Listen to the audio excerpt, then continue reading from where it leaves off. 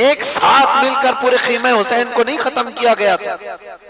इमाम हुसैन रदी अल्लाह ताला अन्हु के साथी पहले जा रहे हैं, जो जाते दुआ सलाम करके मैदान में जाते और वापस नहीं आते थे, और अगर वापस आते तो सिर्फ इतना कहते थे कि पानी की चंद बूंद मिल जाए तो और लड़ेंगे। लेकिन मेरे अजीजों, इमाम हुसैन रदी अल्लाह ताला अन्हु की उम्र पाक उस वक्त आप अंदाजा करो 56 साल की उम्र है। 56 साल की उम्र में वो एक एक लाश को उठा करके जमा करते जा रहे हैं। और जब बारी आई खानदान की, हम आपके लिए लेकर आए मुहर्रम का बहुत ही अच्छा बयान। सुनेगा तो इंशाअल्लाह नफा आएगा। चलते बयान की तरफ। वो सैयद शुहदा इमाम अली मकाम की गोद में जालिमों ने बच्चों को छलनी कर दिया था। उनके हल्कों में तीर चलाकर इमाम के हाथ में ही उनके बच्चे को शहीद किया था। कैसे वो अपने हाथ में बच्चा उठा करके खड़े होंगे, एक्सप्लेन हम नहीं कर सकते इस चीज को। तसव्वुर से बढ़ करके ये चीज, हम सबके सबर मिल करके भी इमाम हुसैन के कदम तक नहीं पहुंच सकते। हमारी जिंदगियों के सबके सबर, मेरे अजीजों, ये आसान काम नहीं है। आपको पता है, अजीजों की मौत एक के बाद दूसरा, दूसरे के बाद तीसरा, तीसरे के बाद चौथा शहीद होता जा रहा हो, जो इमाम अली मकाम की तरफ से आ रहा है। इमाम हुसैन जानते थे हमारे काफिले में कुल मिलाकर 82 लोग हैं, उधर 22,000 का लश्कर है, मुकाबला कैसे होगा? क्या इमाम अली मकाम को दुनियावी हालात पर खबर नहीं थी? वो रसूलुल्लाह के वो वारिस जिनको रसूलुल्लाह सल्लल्लाहु अलैहि वसल्लम ने फरमाया मेरा जूदो सखा पूरा हुसैन को दिया गया है, क्या वो इमाम अली मकाम को हालात की खबर नहीं थी? सब खबर थी, उन्हें पता भी था ये कोई मुकाबला नहीं।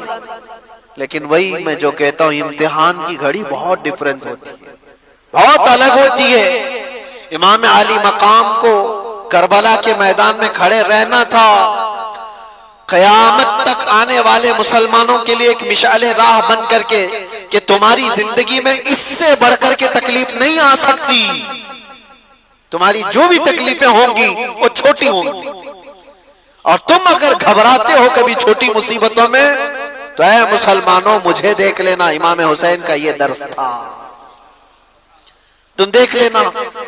आज मुझे बताओ, कोई भी ऐसा बंदा है जिसको भूखा और प्यासा भी रखा जा रहा हो, जिसकी सारी निस्बतों को पामाल करके करबला के मैदान में जबरदस्ती लाया गया हो, जहां जानवर भी पानी पी सकते हो और रसूलुल्लाह का घराना पानी नहीं पी सकता?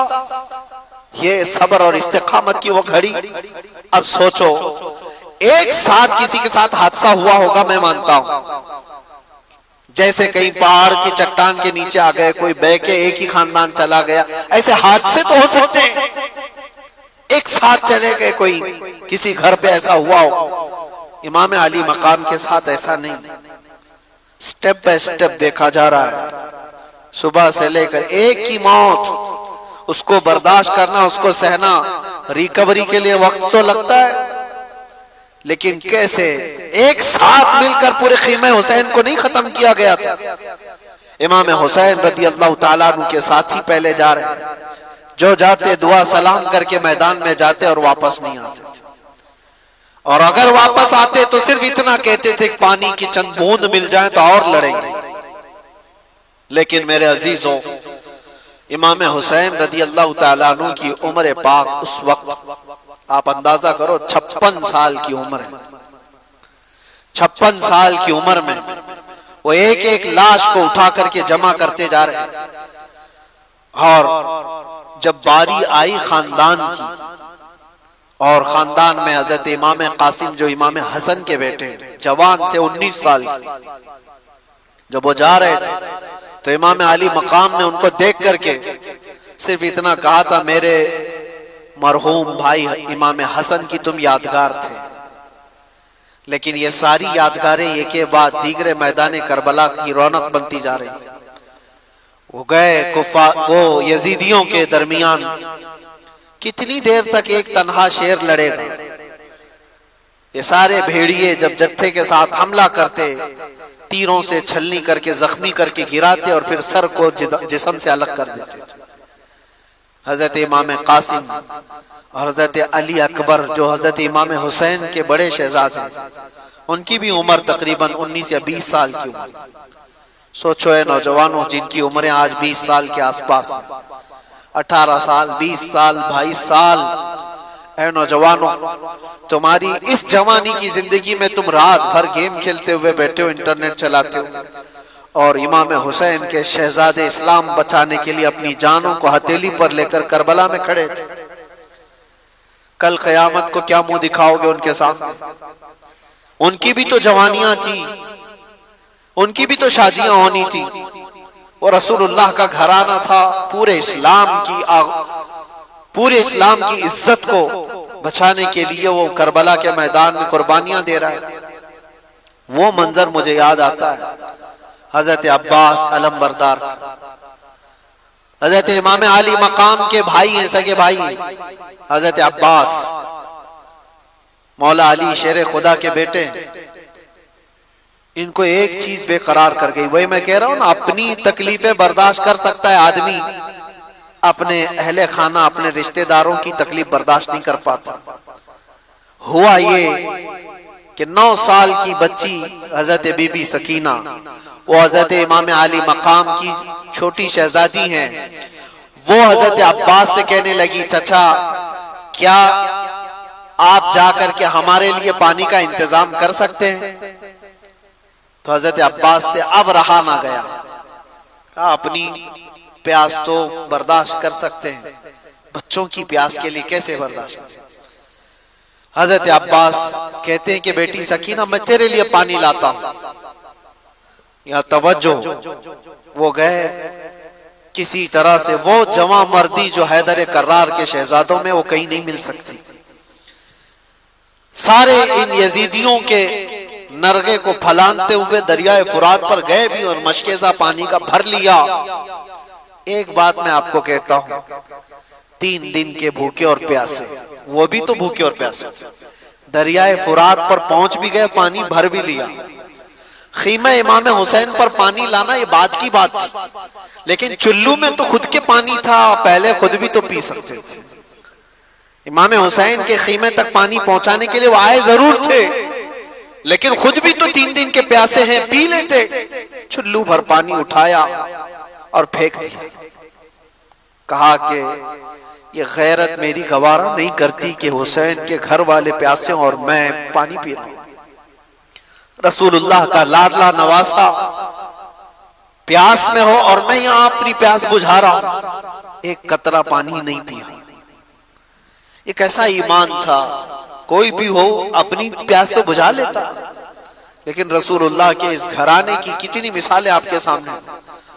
हजरत अब्बास मशकेज़े से पानी लेकर के वो जब वापस लौट रहे थे, यजीदियों में शोर मच गया कि अगर ये पानी गया वापस तो लड़ाई लंबी हो जाएगी, हम मुकाबला नहीं कर पाएंगे हैदर कर्रार के शेरों का। किसी तरह से ये पानी खत्म कर। किसी जालिम ने आकर हजरत अब्बास के दाएं मोंडे पर तलवार मारी तो हाथ ही कट के गिर गया। ये कोई मैं ठोकर लगकर चमड़ी निकलने की बात नहीं कर रहा हूं, हाथ कट के गिरा हो जिसपे मशकेजा पानी का पकड़ा हुआ था। हजरत अब्बास ने कहा बाएं हाथ से उठा लेता, हिम्मत नहीं हारी, पानी मुझे सकीना को पिलाना है। जब वो दूसरे हाथ में पानी उठाकर दौड़ रहे थे तो यजीदियों ने ये हाथ को भी काट दिया, ये हाथ भी काट दिया। जिसके बाजुओं के दोनों हाथ काट दिए हो उसकी कैफियत क्या हो? क्या दर्द नहीं होता होगा? क्या तड़प नहीं होती होगी?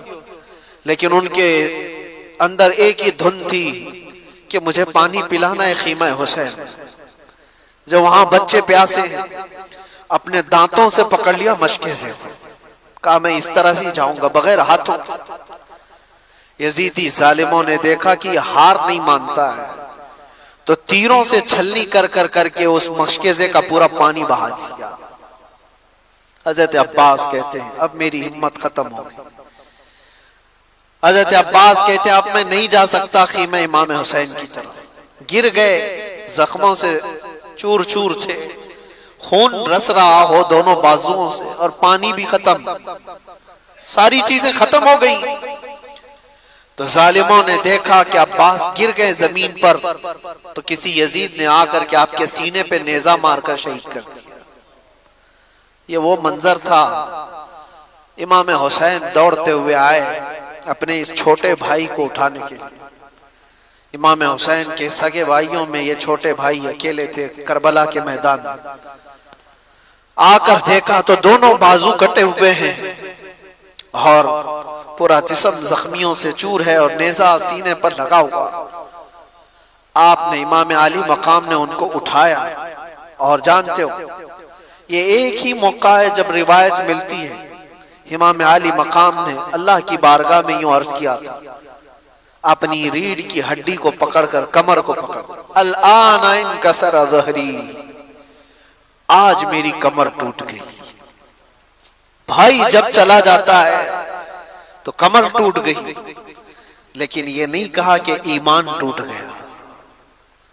जिस्म कमजोर हो जाता है लेकिन ईमान नहीं।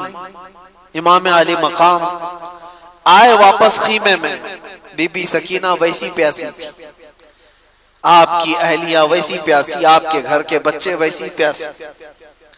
वह मंजर क्या अजीब मंजर है।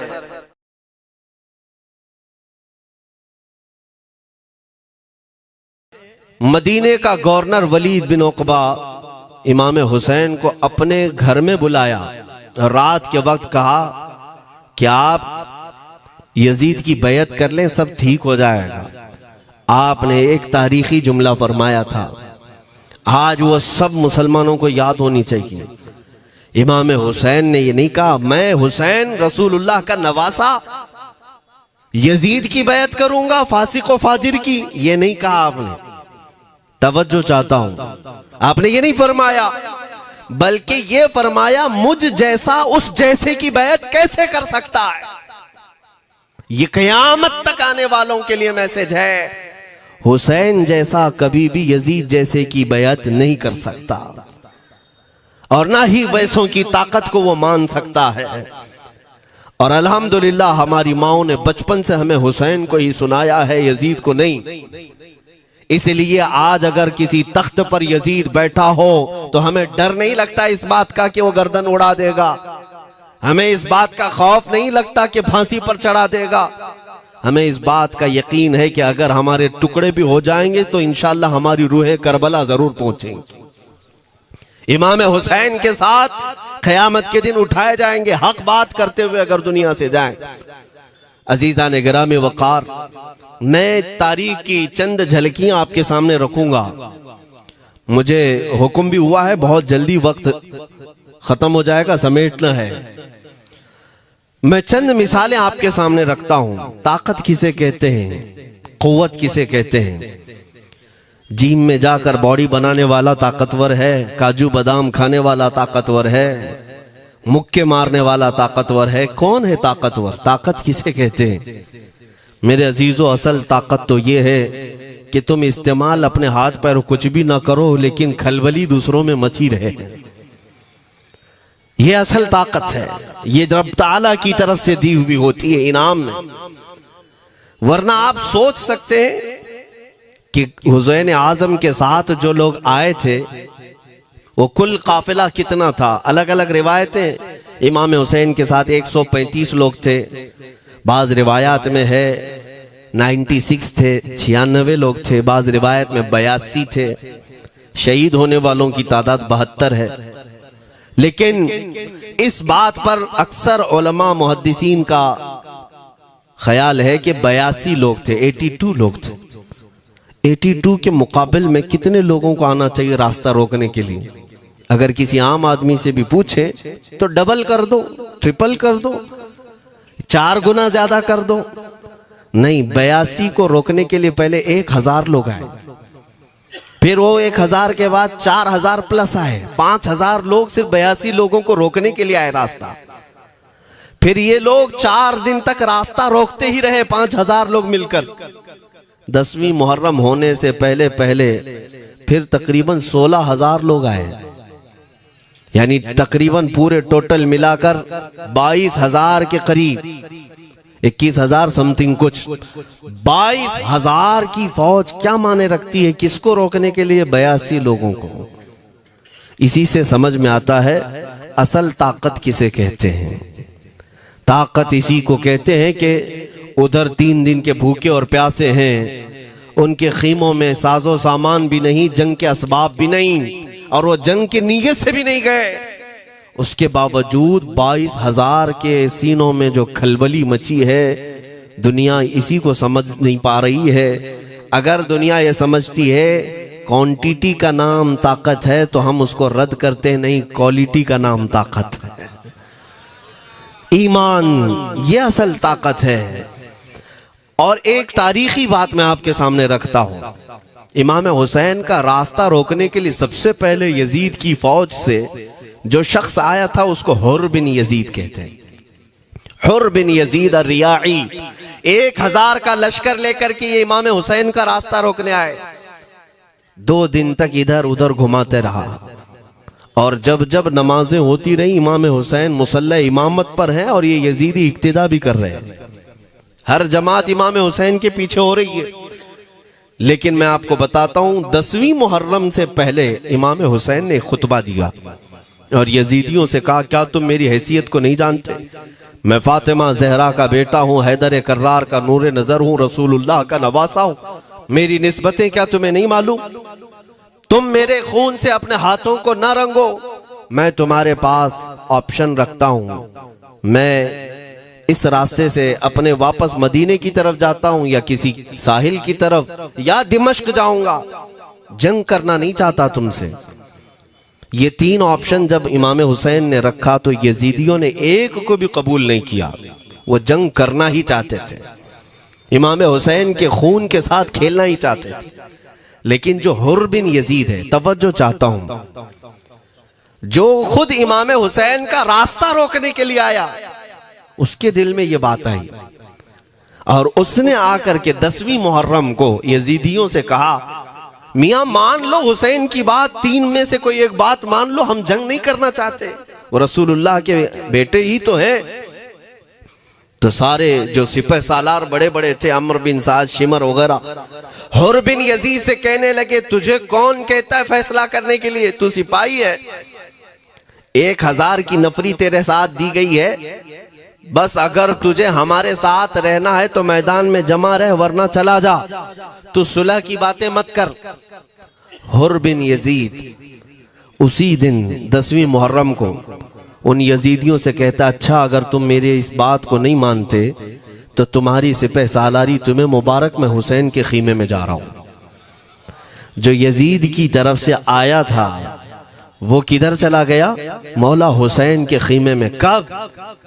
सिर्फ 10वीं मुहर्रम, एक रिवायत में 9वीं मुहर्रम को, 1 दिन पहले इमाम हुसैन के खीमे में आया, दस्तबोसी की, माफी मांगी, और इमाम हुसैन ने कहा अब तुम जा सकते हो अपने घर। हुर बिन यजीद ने कहा, मैं उस वक्त तक अब आपका साथ नहीं छोड़ूंगा जब तक मेरे जिस्म में आखिरी सांस बाकी रहे, मैं आपके साथ रहूंगा। अब इमाम हुसैन की वफादारी में आने वाला कौन था? इसलिए मैं आपको एक चीज दे जाता हूं मेरे अजीजों, अल्लाह अज़्ज़ वजल की कुदरत के फैसले हैं, वो जब चाहता है कहीं से भी किसी को हिदायत अता फरमाता है। वो बातिल कुव्वतों के मौजूद पलने वाला बच्चा भी कभी रब तबारक व तआला हिदायत देता है, उसे आलिम बनाता है, और कभी काबे की छांव में पलने वाले को मौला अबू जहल भी बनाता है, गुमराह कर देता है। हुर बिन यजीद मौला हुसैन के पास आ गए। जो बात मुझे कहनी है उसके लिए मुझे इतना वाकया बयान करना पड़ा है। मैं असल पॉइंट की तरफ आता हूं, क्यों मैं ये बयान कर रहा हूं। जब 10वीं मुहर्रम को जंग शुरू हुई, अम्र बिन साद ने तीर चलाया, तो जानते हैं खीमा हुसैन की तरफ से सबसे पहले मैदान में उतरने वाला यही हुर बिन यजीद ही, यही उतरे अपने घोड़े पर सवार होकर उन्हीं यजीदियों से लड़ने के लिए जिनकी फौज में ये आए थे, उनके मुकाबिल में लड़ने के लिए गए। और जब लड़ने की इब्तिदा हुई सुबह से दोपहर के करीब तक वो लड़ते रहे, जवाल तक। अब जो बात कहना है तवज्जो से सुनो। हुर बिन यजीद ने सुबह से लड़ाई की, बहुतों ने वहां पर मैदान जंग में मुकाबला आराइयां की हैं, लेकिन हुर बिन यजीद की जो लड़ाई है वो तारीख में लिखी हुई। आज उन्होंने यजीदियों के साथ जो जंग किया, कई घंटे जंग करने के बाद, जानते हैं तन्हा हुर बिन यजीद ने 120 यजीदियों को कत्ल किया। 120 की तादाद, एक घोड़सवार एक ही है, 120 को मार गिराया। उसके बाद जामे शहादत नोश किया। मैं तारीख पढ़ रहा था, वहीं पर हमने किताब को रोक दी। बहुत सारे लोग करबला के वाकयात में इमाम हुसैन के खानदान के बच्चों के शहादत तो बयान करते हैं, उनके जिस्म कट गए, उनके ऊपर घोड़े दौड़ाए गए, लेकिन तुम ये नहीं जानते कि हुसैनी शहजादों ने बातिल कुव्वतों के कैसे छक्के छुड़ाए थे। एक एक जवान ने मुकाबिल में आने वालों को उनकी औकात कैसे याद दिलाई थी। अब सुनो, हुर बिन यजीद 120 को मार गिरा सकते हैं, वो भी एक दिन पहले खीमा हुसैन में आने वाला, एक दिन पहले खीमा हुसैन में आने वाला। बात समझ में आ रही है? अभी जो एक दिन पहले खीमा हुसैन में आ जाए, उसकी ताकत का हाल ये है, जो पैदाइशी हुसैनी हो उसकी ताकत का हाल क्या हो। मेरे अजीजों, ताकत किसे कहते ये समझो। यह और बात है कि लोगों को अपनी ही औकात मालूम नहीं, अपनी हैसियत मालूम नहीं है। होता क्या है मैं आपको बताऊं। अल्लामा अब्दुल मुस्तफा आजमी साहब ने एक बड़ी प्यारी बात लिखी है। वो गुजरात के हालात बहुत अच्छी तरह से जानते थे। आपने एक बहुत अच्छी बात लिखी जो हमारे तमाम चीजों से, या आज के जमाने में ये चीज मैच होती है। एक ताजिर तिजारत करने के लिए निकला, उसके पास कुछ कीमती हीरे थे, और वो हीरों की तिजारत करता था, और एक चोर उसके पीछे पड़ गया। और वो चोर रोजाना वो चोरी करने के चक्कर में रहता था कि जब रात को ये ताजिर सोए तो मैं ये हीरे निकाल लूंगा। लेकिन 2-3 दिन जब वो ताजिर सोता था, वो पूरे हीरे चेक करता था, कहीं नहीं मिलते थे। थक गया चोर। 3 दिन के बाद उस ताजिर को उसने पूछा, चोर ने कहा कि तुम हीरे रखते कहाँ हो? दिन भर तो तुम्हारे पास होते, रात में कहाँ जाते? तो उस ताजिर ने कहा, अकल का अगर तू इस्तेमाल करता तो तुझे बात समझ में आती। रोजाना मैं तेरे ही जुब्बे में रात को ये हीरे रखकर खुद सो जाता था। वो अपना नहीं तलाश करता, इसका तलाश करता। बिला तशबीह बिला तमसील। मेरे अजीजों, तुम्हारे पास जो ताकत है तुम्हें उसका अंदाजा नहीं। तुम जो मोहब्बत मुस्तफ़ा सल्लल्लाहु अलैहि वसल्लम की शमा अपने सीने में रखते हो, मौला करीम का वादा है तुम्हारे साथ, काना हक्कन अलैना नस्रुल मोमिनीन। रब ताला फरमाता, हमने अपने ऊपर लाजिम कर लिया है कि ईमान वालों की मदद करेंगे। और हमने मदद देखी है, रब ताला की मदद देखी है। आज के इन हालात में मुझे बताओ, भौंकने वाले भौंक ही रहे हैं, बाकी तुम्हारा क्या बिगाड़ लिया, क्या तुम्हारा खराब किया? बस ये है कि तुम अपने अंदर खलबली मत मचाओ और ज्यादा खौफ और हिरास में मत जियो। अल्हम्दुलिल्लाह मुसलमान हैं, मोमिन हैं, किसी चोर कौम से तुम्हारा रिश्ता नहीं है। तुम दुनिया की उस अजीम कौम हो जो सिर्फ और सिर्फ अपने रब ताला के हुजूर झुकती है, और अपने रब तबारक व ताला के हुजूर ऐसे झुकती है। मैं चैलेंज के साथ कहता हूं, पूरी दुनिया में कोई कम्युनिटी, कोई कौम ऐसी नहीं है जो अपने खुदा को देखने के बाद ही झुकती है। जिसकी भी जाओ, उनके खुदाओं की तस्वीर वहां पर सामने होती तभी झुकते हैं। वो चाहे ईसाई हो, यहूदी हो, कोई भी हो, उन्होंने कोई ना कोई या मूर्ति बनाई है या तस्वीर बनाई है, तब वो झुकते हैं, तन्हा तुम ईमान वाले हो जो आज तक अपने खुदा को देखा नहीं लेकिन हर दिन सजदा करते हो। तुम्हारा ये ईमान है। और कुरान में शुरू में ही अल्लाह ताला ने जो तारीफ फरमाई सूरह बकरा में, युमिनून बिल गैब, अल्लाह फरमाता है ये वो लोग हैं जो गैब पर ईमान रखते हैं, देखा नहीं। और दुनिया में करोड़ों मस्जिदें होंगी, किसी मस्जिद में अल्लाह की तस्वीर है? किसी मस्जिद में? और या तुम्हें सलातो सलाम पढ़ने के लिए मेरे आका की तस्वीर देखने की जरूरत है? यही तो तुम्हारा ईमान है मेरे अजीजों। मेरे आका को हमने दिल में बसा रखा है, और जब हुजूर पाक की याद आई बगैर तस्वीर देखे हम खड़े हो जाते हैं। और उनकी मोहब्बत वैसी होती है, हमें किसी तस्वीर और मूरत को देखने की जरूरत भी नहीं होती। तुम्हारी खुसूसियात बहुत हैं। अल्लाह रब्बुल इज्जत ने तुम्हारी पेशानियों को महफूज रखा है, किसी अहरे गैरे के सामने झुकने नहीं दिया। पेशानी मुकद्दस है तुम्हारी। हाँ, ये तो नहीं है कि तुम किसी दरख्त पर भी चले जाओ, पत्थर पर भी चले जाओ, चूहे पर भी झुक जाओ, सांप पर भी झुक जाओ, नहीं है। एक सहाबी हैं, ईमान लाने के बाद वो कहते हैं या रसूल अल्लाह सल्लल्लाहु अलैहि वसल्लम, दो वाकयात ऐसे हैं जो जमाने जहालत में हम करते थे। एक वाकया याद करता हूं तो रोना आता है, और एक वाकया याद करता हूं तो हंसी आती है। हुजूर ने फरमाया वो दोनों क्या है बताओ? उन्होंने कहा पहला वाकया तो ये है जिसको याद करके रोता हूं कि जवानी में जब हमारे घर बेटी पैदा होती थी तो हम उसका गर्दन मरोड़ कर दफन कर देते थे। आज मुझे ये बात याद आती है तो रोना आता है कि हमने ऐसे कई बच्चियों को दफन कर दिया। अरब वाले दामाद बनाना नहीं चाहते थे और बेटियों को पहले ही मार देते थे। ये वो सहाबी कहते हैं अब याद आती है बात तो रोना आता है। मेरे आका सल्लल्लाहु अलैहि वसल्लम ने फरमाया फिर हंसी किस बात पर आती है?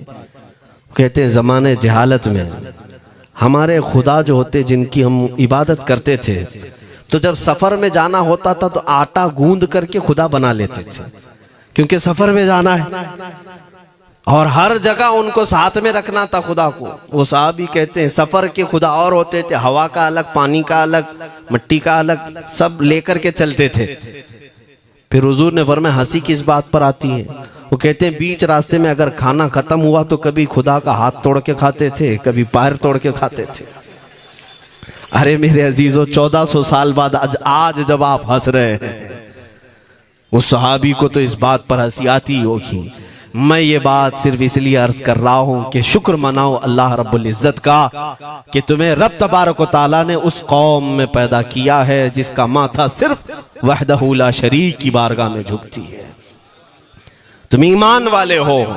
और मैंने आयत यही तिलावत की खुतबे में, वला तहीनु वला तहज़नु व अंतुमुल अअलौना इन कुंतुम मुमिनीन। घबराओ मत, परेशान मत हो, तुम सबसे ज्यादा सरबुलंद रहोगे अगर तुम ईमान वाले हो। ये कुरान की आयत है। ईमान किसे कहते हैं? ईमान किसे कहते हैं? यानी अल्लाह ने फरमाया अगर तुम ईमान वाले हो तो सबसे ज्यादा कामयाब हो। अब हम पूछते हैं रसूल पाक से ईमान किसे कहते हैं? मेरे आका की जुबान से सुनो, ला युमिनु अहदुकुम हत्ता अकूना अहब्बा इलैहि मिन वालिदिही व वलदिही वन नासी अजमईन। हजरत अनस से रिवायत है, हुजूर पाक सल्लल्लाहु अलैहि वसल्लम फरमाते हैं तुम में से उस वक्त तक कोई कामिल ईमान वाला नहीं हो सकता जब तक अपने वालिदैन, अपने बच्चे, अपने और सारे इंसानों से ज्यादा मैं उसके नजदीक महबूब ना बन जाऊं।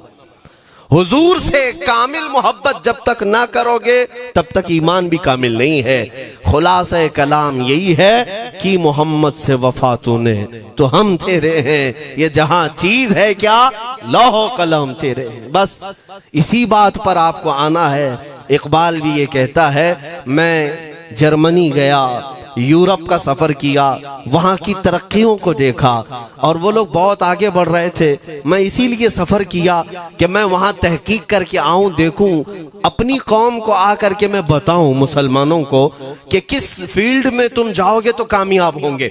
साइंस में, फिजिक्स में, ज्योग्राफी में, केमिस्ट्री में, मैथ्स में, कौन सी फील्ड में तुम जाओगे तो ज्यादा माहिर होगे। कई साल इकबाल ने वहाँ की खाक छानी, तहकीकात किया और वापस जब आया अपनी कौम की तरफ, अल्लामा इकबाल कहते हैं मैं सारी दुनिया वहाँ की यूरोप की छान करके आया, यही देखने गया था कि मेरी कौम किस मैदान में उतरे तो कामयाब होगी। तो लोगों ने पूछा क्या वो तुम्हें राज मिल गया? वो कहते हाँ मुझे राज मिल गया। लोगों ने पूछा किस मैदान में उतरे? तो इकबाल कहता है मैं तो राज को पहुंचा, अपनी कौम को बताता हूं तुम्हारी तरक्की का राज सिर्फ इतना ही है कि मोहम्मद से वफा तूने, कि मोहम्मद से वफा तूने, तो हम तेरे हैं। ये जहां चीज है क्या लौह कलम तेरे हैं। सारी कामयाबी का असल राज मेरे आका से बेइंतहा मोहब्बत है। मैं दीनी शख्सियात की बात अपनी जगह पर, जो जिसको आप दुनियावी उलूम कहते हैं, लाओ मैथ्स का कोई बहुत बड़ा माहिर रियाजीदान या कोई साइंटिस्ट आपको ऐसा लगता हो, लाओ मेरे आला हज़रत इमाम अहमद रजा फाजिल बरेलवी के सामने। जानते हैं आप उस आला हजरत फाजिल बरेलवी ने 55 उलूम पर अपनी तहकीकात लिख दी हैं। बाकी जानते कितने थे वो अल्लाह ही बेहतर जाने। एक बात मैं आपको बता रहा हूं, मैथ्स में, मैथमेटिक्स में उनके पास ऐसी ऐसी इजादात थी। एक किताब आला हजरत ने लिखी है ज्योमेट्री पर, आज के बच्चे जो कॉलेज पढ़ते हैं वो जानते होंगे। ज्योमेट्री की भी कई उसमें अक़साम लिखी गई हैं और आला हजरत ने एक किताब लिखी है कश्फुल इल्ला अन सिमतिल क़िबला, क़िबला पहचानने का इल्म। तुम तो आज वो कंपास लेकर के पहचानते हो ना, अब तो मोबाइल में आ गया, मोबाइल को घुमाओ, इधर दिखा रहा उधर, उधर दिखा रहा उधर क़िबला। मेरे अजीजों, इस्लाम मशीनों से नहीं चलता है। इसका सेल चला गया तो क्या तुम्हारा इस्लाम चला जाएगा? इसकी बैटरी चली गई तो क्या तुम्हारा दीन चला जाएगा? नहीं, इस्लाम मुकम्मल कवायद और जवाबित के साथ है। सारी मशीनें खत्म भी हो जाएं, इस्लाम ने तुम्हें कायदे बनाकर दिखाए हैं, प्रैक्टिकल। ये क़िबला पहचानने का इल्म होता है। शहर का तूलुल बलद अर्जुल बलद देखना होता है, बहुत सारी उसमें चीजें, उसकी सतह समंदर से ऊंचाई कितनी है, फिर सितारों को देखा जाता है, फिर पहचाना जाता है क़िबला, उसको हिसाब में लगाया जाता है। आला हजरत ने ये जो किताब लिखी पूरे 1400 साल में, आला हजरत की ये किताब जिसमें 10 कायदे खुद उन्होंने इजाद किए, उनसे पहले किसी ने नहीं लिखी, खुद उन्होंने इजाद किए। और उसके बाद आला हजरत ने चैलेंज के साथ कहा कि मैंने, फकीर ने ये 10 कायदे इजाद किए हैं, इस पर कोई अमल करके क़िबला पहचानना चाहे तो उस पर अमल करके खड़ा हो जाए, अगर हिजाबात हटा दिए जाएं तो काबा उसकी नाक के सामने होगा।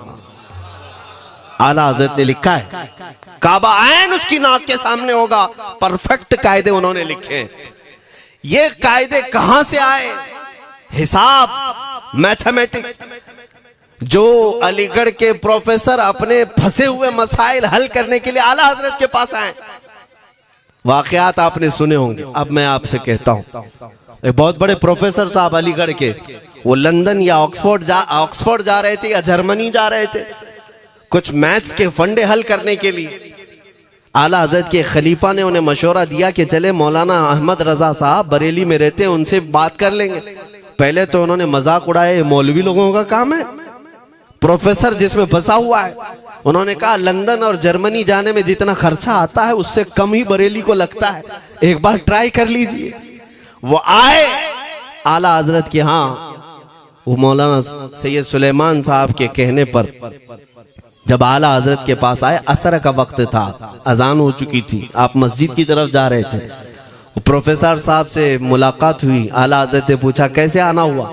उन्होंने कहा एक बहुत पेचीदा मसले में फंस गया हूं, मैथ्स का, रियाजी का, हिसाब का हल नहीं होता, इसके लिए मैं बाहर का सफर कर रहा था। आपके शागिर्द मौलाना सुलेमान साहब ने कहा कि आपसे मिलने। आला हजरत ने कहा दिखाएं क्या मसला है? उन्होंने कहा इतने शॉर्ट टाइम में यह हल नहीं होगा, नमाज के लिए आप जा रहे हैं। आला हजरत ने फरमाया फिर भी दिखाओ। आला हजरत को उन्होंने वैसे ही खड़े दिखाया, देखते ही आला हजरत ने उंगलियां रखी और कहा इसका यहाँ से, इसका यहाँ से, फलां का यहाँ से, इस तरह आप लगा करके देख ले, मैं असर की नमाज से फारिग होकर आता हूं। वो प्रोफेसर साहब कहते हैं उन्होंने चुटकियों में यूं हल किया, मैं जब बैठ करके उस मसले को लगाया तो तुरंत 2 मिनट में वो मसला हल हो गया। अब जिसके लिए मैं ये वाकया अर्ज कर रहा हूं सुनो, वो हैरत में आंखें फटी फटी रह गई उस प्रोफेसर साहब की।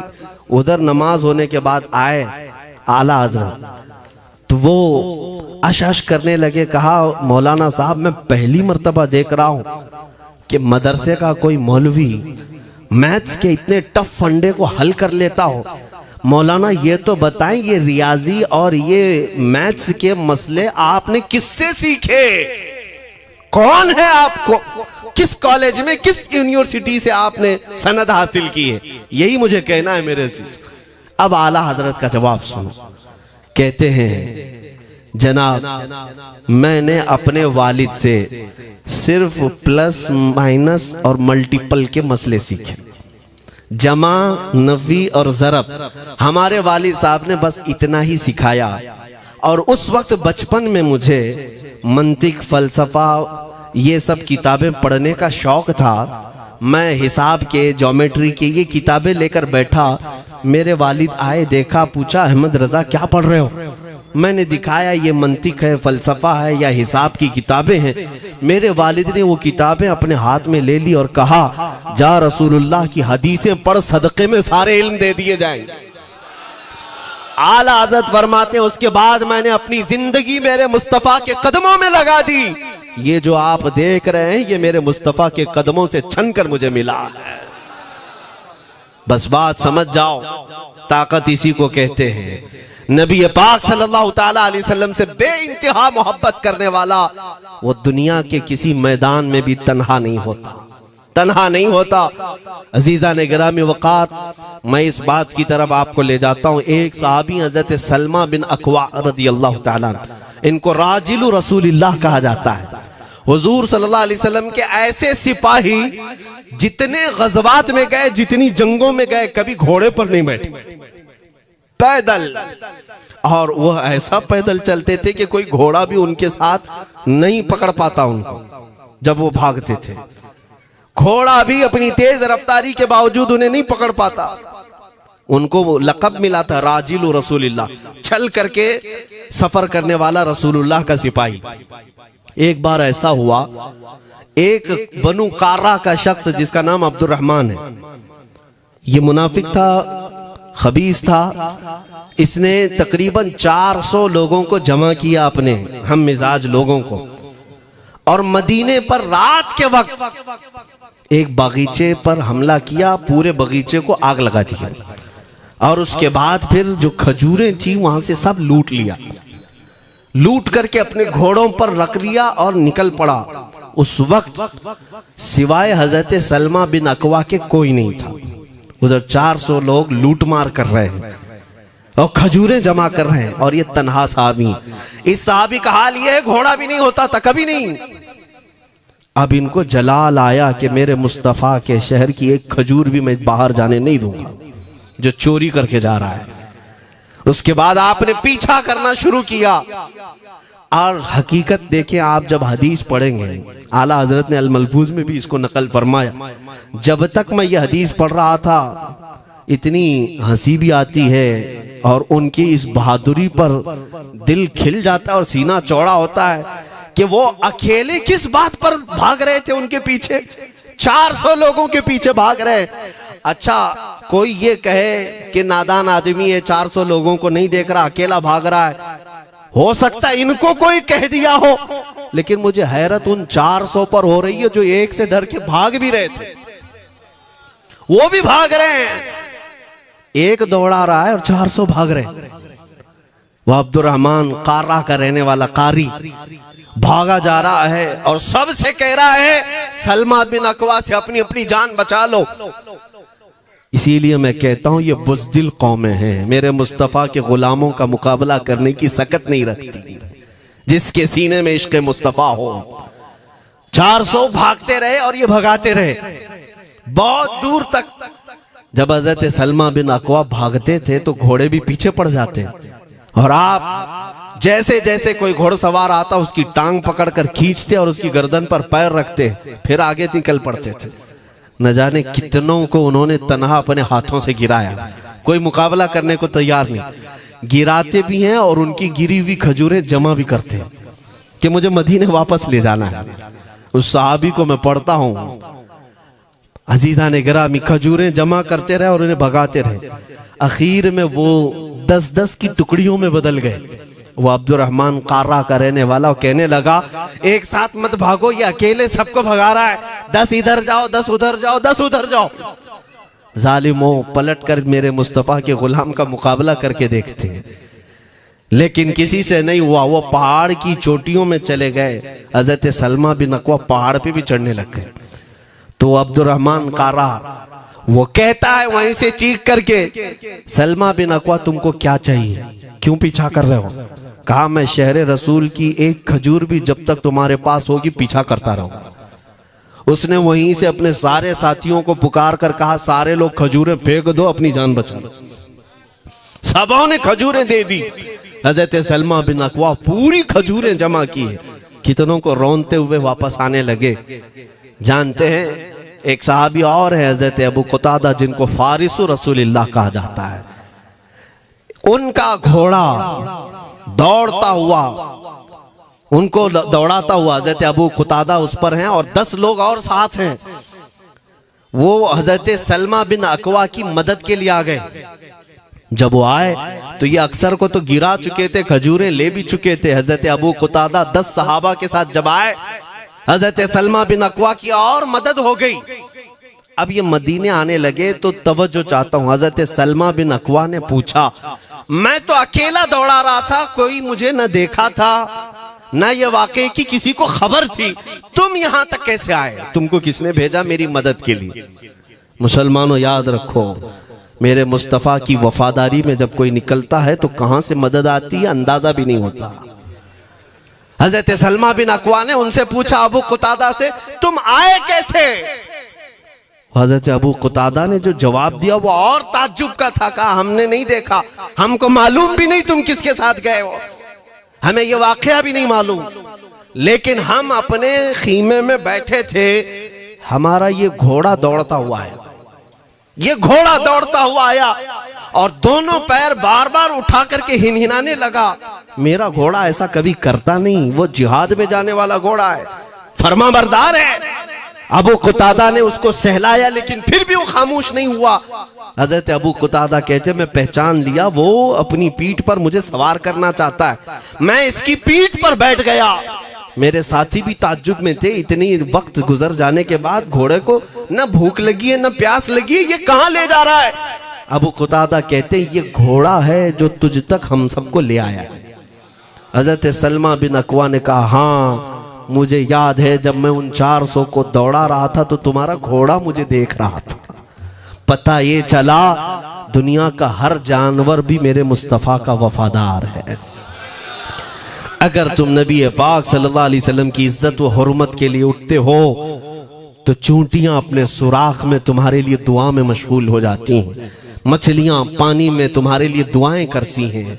अजीजा ने गिरामी वकार, आज मैं अपने जुमलों को समेटते हुए ये बात कहता हूँ, धोराजी की सरजमीन मैंने कभी सुना नहीं या कभी आपसे मुलाकात नहीं की, लेकिन इतना बड़ा मजमा हमें जो सुनने के लिए बैठा है, लोग मुसाफे के लिए आए, फूल हार पेश किए, टूट पड़ते हैं मुलाकातों के लिए। मैं अक्सर जलसों में भी और अपने प्रोग्रामों में ये कहता हूँ, मुझे जो आप इज्जत की निगाह से देखते हैं या मिलना चाहते हैं या देखना चाहते हैं या सुनना चाहते हैं, तो वो इसलिए नहीं है कि किसी बाप का, बड़े बाप का बेटा है या किसी सियासी पार्टी का नेता है। आपकी जो मोहब्बत है वो सिर्फ इसलिए है, ये नाज ये अंदाज हमारे नहीं होते, झोली में अगर टुकड़े तुम्हारे नहीं होते, या रसूल अल्लाह जब तक के मदीने से इशारे नहीं होते, रोशन मेरी किस्मत के सितारे नहीं होते। जो कुछ भी इज्जत मिली है हमें आज, वो किसी और सलाहियत की वजह से नहीं। साफ मैं बता देता हूं, मैं मुकर्रिर आदमी नहीं, मैं खतीब आदमी नहीं, मैं वो शोलाबार मुकर्रिर नहीं हूं कि जिनकी तकरीरों से लोग बहुत ज्यादा नफा उठाते हो। मैं तो तालिब इल्म आदमी हूं। मेरे आका सल्लल्लाहु ताला अलैहि वसल्लम के लिए इतनी वफा करना जानता हूं कि मैंने यह अहद कर लिया है, मेरे जिस्म में जब तक खून बाकी रहेगा, एक भी सालिम कुत्ता मेरे आका की तरफ उंगली भी उठाए, हम अपनी गर्दन भी निछावर करने को तैयार रहेंगे। मेरे आका सल्लल्लाहु ताला अलैहि वसल्लम के लिए कुर्बानी का जज्बा है, इसलिए मेरे आका ने ये इज्जत अता की है। फिर मुझे ये कहने का हक भी है, जब तक बिके न थे तो कोई पूछता न था, या रसूल अल्लाह तुमने खरीद कर हमें अनमोल कर दिया।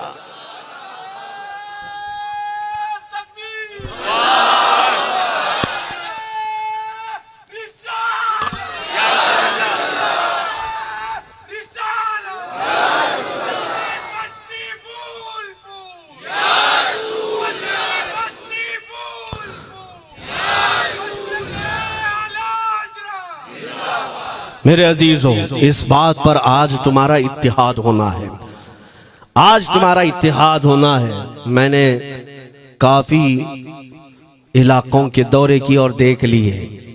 लोग जो कहते हैं हम बिखरे हुए हैं, बटे हुए हैं, टुकड़ों में हैं, लेकिन मैंने सबको देखा, यकीनन फिरकों में भी बटे हैं, सिलसिलों में भी।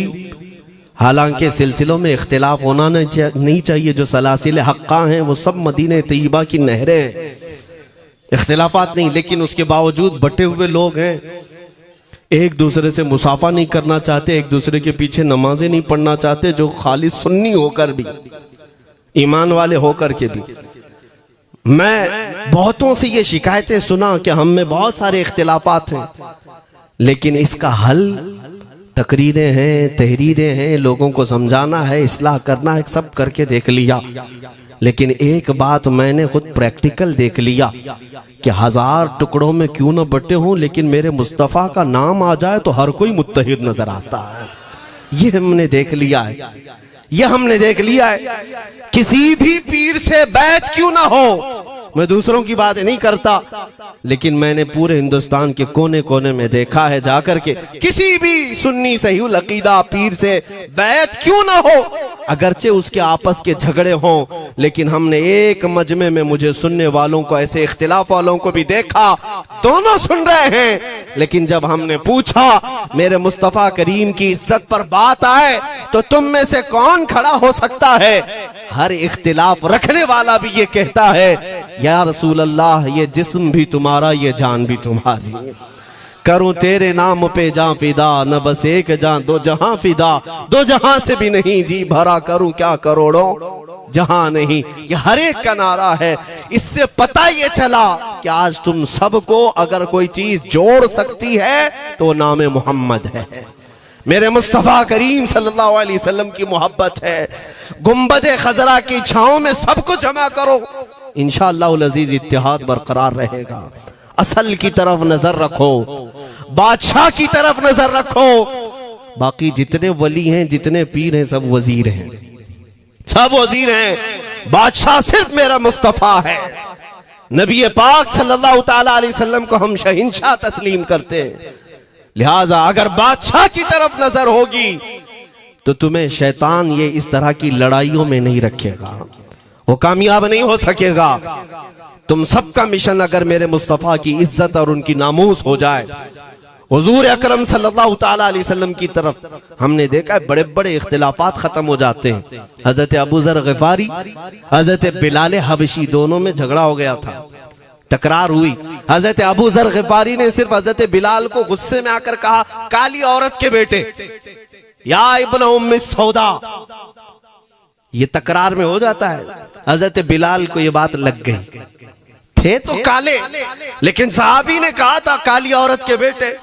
हुजूर के पास जाकर अर्ज किया, या रसूल अल्लाह, अबू जर ने मुझे आज यूं कहा, अबू जर ने मुझे आज यूं कहा, काली औरत के बेटे। मेरे आका सल्लल्लाहु अलैहि वसल्लम को जला लाया, बाहर आए, बुलाया, अबू जर कहां है? आए। हुजूर पाक ने उनको मुखातिब करके सिर्फ इतना फरमाया, अफीकल जाहिलिया, अभी तक तुम्हारे अंदर पुरानी जाहिलियत बाकी है? 3 बार पूछा और उसके बाद मेरे आका चले गए, कुछ नहीं फरमाया। पुराने जमाने की काफिरों की जाहिलियत अभी बाकी है, जो माँ के नाम से लोगों को गालियां देते या पुकारते थे। हजरत अबू जर गिफारी को इतनी बात लग गई कि मेरे आका मुझसे रूठ गए, मेरे आका के दिल पर यह बात लग गई।